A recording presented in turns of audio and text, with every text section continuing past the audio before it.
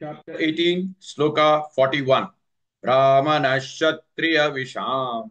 Brahmanashatriya Visham.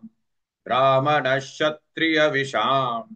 Shudranancha Parantapa. Shudranancha Parantapa. Shudranancha Parantapa. Brahmanashatriya Visham. Shudranancha Parantapa.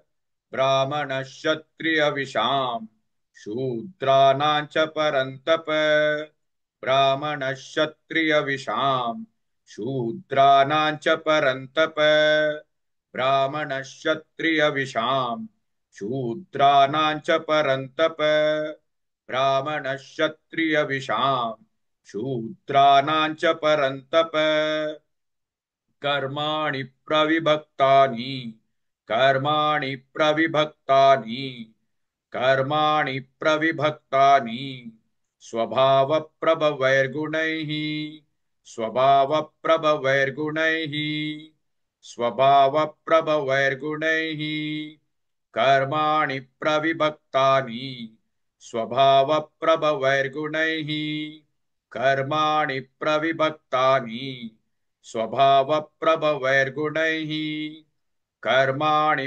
प्रविभक्तानि स्वभावप्रभवैर्गुणैः कर्माणि प्रविभक्तानि स्वभावप्रभवैर्गुणैः कर्माणि प्रविभक्तानि स्वभावप्रभवैर्गुणैः ब्राह्मणक्षत्रियविषाम् शूद्राणां च परन्तप कर्माणि प्रविभक्तानि स्वभावप्रभवैर्गुणैः. Please like and share this video because you could be instrumental in helping someone around the world recite the Srimad Bhagavad Gita, thereby helping them to have a life of unending opulence, victory and prosperity.